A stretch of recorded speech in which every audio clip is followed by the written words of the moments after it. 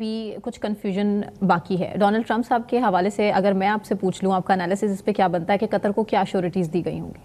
देखिए, कतर को अगर अमेरिकन श्योरिटीज पर एतमाद होता तो शायद अरब इस्लामिक कॉन्फ्रेंस ही ना हो रही होती।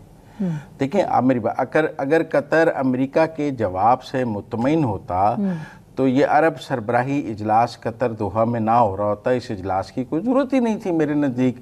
कतर और अमेरिका आपस में सेटल कर लेते तो कतर कहता नहीं हमारी बात हो गई है, वी आर सेटिस्फाइड।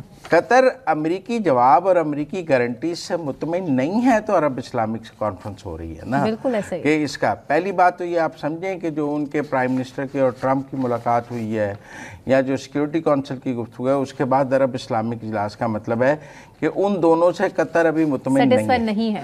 मुतमईन नहीं है, वरना वो कहता है जी हमारी सिक्योरिटी काउंसिल में करारदाद हो गई है और ट्रंप से बात हो गई है तो वी आर सेटिस्फाइड। इतनी तो श्योरिटी है ना कि इसराइल ऐसा दोबारा नहीं करेगा, ये हो ही नहीं सकता। इसराइल तो कभी भी कैसे भी किसी भी मुल्क पर हमला कर सकता है। ये हो नहीं सकता या ये नहीं होगा, ये दो डिफरेंट चीजें हैं।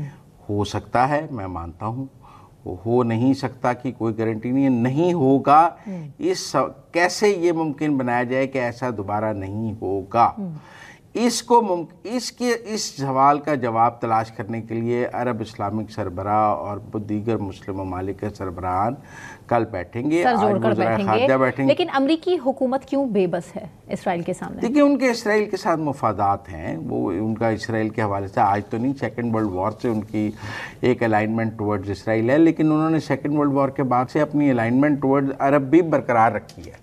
ये पहला मौका है कि अरबों का और इसराइल के दरमियान अमेरिका जो है बैलेंस नहीं रख पा रहा। अब तक हमने पिछली 4 दहाइयों में ये देखा है कि अमेरिका ने कामयाबी के साथ अरबों और इसराइल के दरमियान बैलेंस रखा है। अमेरिका ने कामयाबी के साथ अरबों और इसराइल के दरमियान अपनी पॉलिसी में ऐसा बैलेंस रखा है कि दोनों के लिए काबिल कबूल है। उसके अड्डे अरब ममालिक में भी रहे हैं और वो इसराइली मुफादात का तहफ़्फ़ुज़ भी करता रहा है।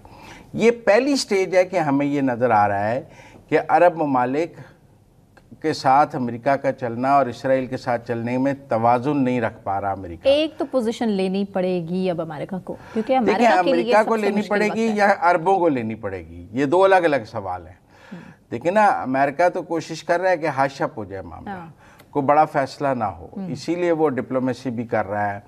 उसके मार्को रूबियो ने सागडार साहब को भी फ़ोन किया है, क्योंकि पाकिस्तान का एक वज़न है इस वक्त। अगर अरब दुनिया अमेरिका का मुतबादल ढूंढने के लिए निकलेगी तो मुस्लिम ममालिक में दो ही ऑप्शन हैं, पाकिस्तान और तुर्की, जो आगे गारंटी कर सकती हैं अरब ममालिक को अब उनका डिफेंस।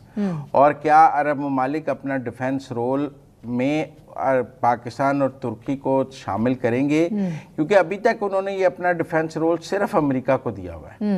ये वन सिंगल विंडो ऑपरेशन है, क्योंकि जारहियत का जवाब जारहियत से नहीं दिया जा सकता। लेकिन क्या अब ये 2 विंडो ऑपरेशन होकर कोई अरब अपने तौर पे भी कोई फोर्स बनाएंगे?